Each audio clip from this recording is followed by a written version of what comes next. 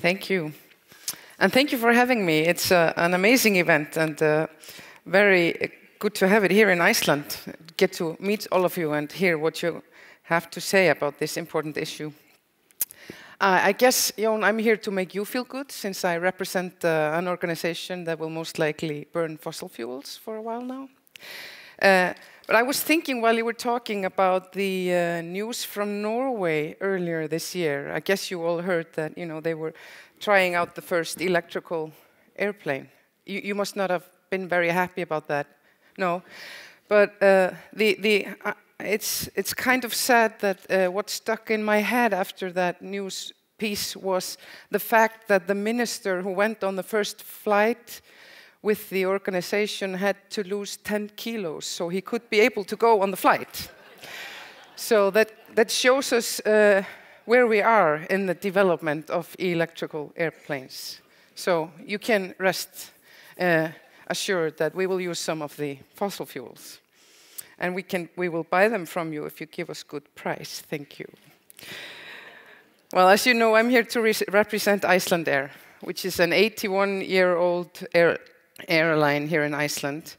And I know that when thinking of airlines and sustainability, it's not exactly something that you see come very well hand in hand. A good relationship with the environment is possibly not something you correlate very strongly with airlines. But that is something that is very important to us, and we do believe that protecting nature and minimizing our effect on the environment and understanding our possibly big impact is of the utmost importance to Icelandair. You've all heard of the amazing rise in tourism in Iceland. In 2010, we had around 500,000 visitors here in Iceland.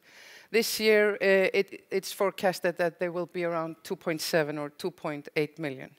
This, of course, has changed our country dramatically, and our employment rate has been very low. It helped us a lot through the crisis. It's changed our economy, and so on and so forth. And what people are coming to visit is our pure and beautiful nature. Our nature is the product that people want to see, and I'm sure that you're experiencing the same when you come here, and that's what you're thinking about when you come here.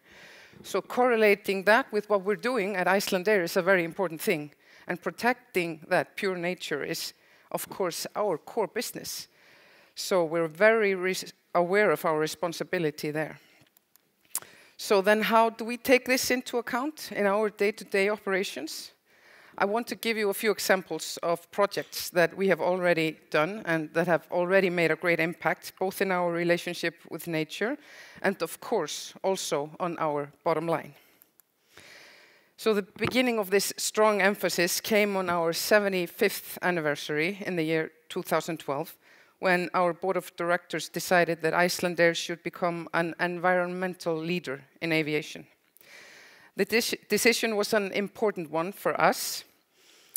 It was meant to show a good example and to take the first important steps towards becoming more thoughtful towards the environment.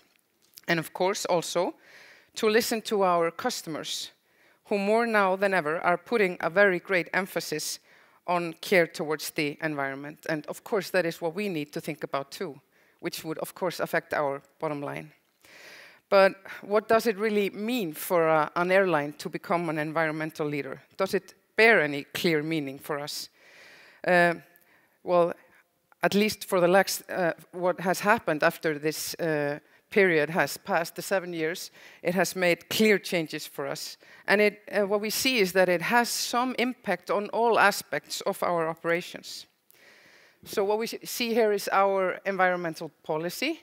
It's very clear, and it connects a lot with our core business.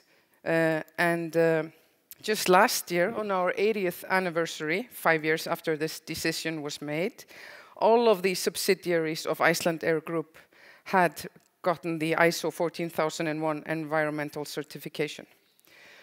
This is, as you all know, a long and challenging process, and it can be very different in different organizations. And we have a few companies there, and for example, the Icelandair Hotels, which is one of our subsidiaries with 13 hotels around the country, has been a great pioneer in how to get a better relationship with nature and become more sustainable in all their operations, which is both a very important thing for customers and of course also for the operations themselves. And we've also been given a second-degree environmental certification from IATA, which is based on a thorough process too.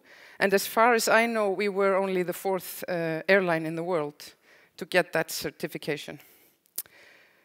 So, some initiatives that have been done in the last few years. Of course, one of the biggest or the single most biggest factor in our operations is to tackle emissions.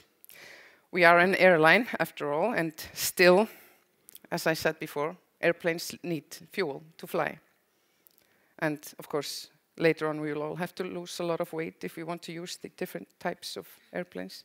I don't know why I'm thinking so much about this, but you know, it kind of stuck.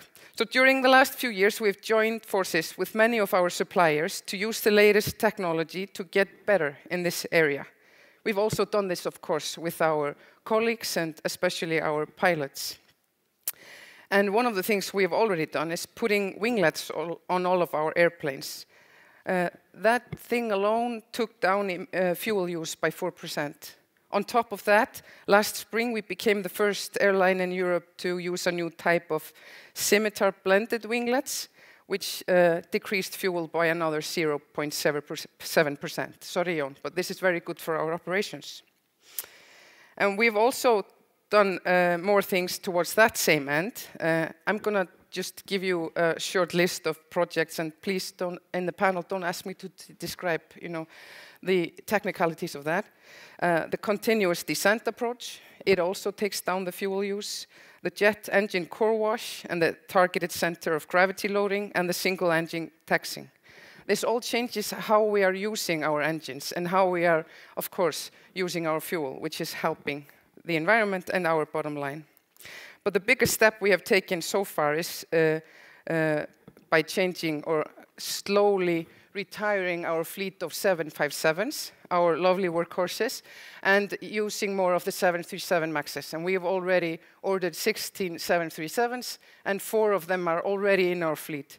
And what we're seeing in that is a very big change in fuel use and emissions. And the numbers that we got from Boeing are proving to be true, and we're even seeing better numbers now. So around 30% less fuel consumption per seat in these new airplanes. And this is, of course, one of the biggest factors and the biggest steps that we can take. And there have also, of course, been a lot of other changes, such as a new relationship with our suppliers and our contractors. And there we are giving them some guidelines on how to work with us. And this has led to a 40% reduction of hazardous labeled chemicals, which is also a very important thing. So last year we got this result. It's a measurement of the cleanest airlines in the world. And there we were deemed to be number 22 out of 83 network carriers.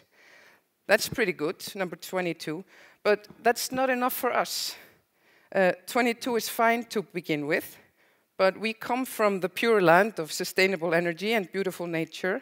So the top is, of course, where we want to be.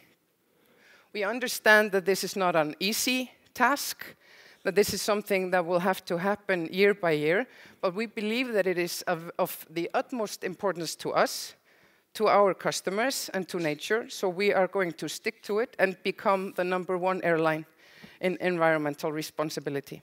Thank you. Thank you.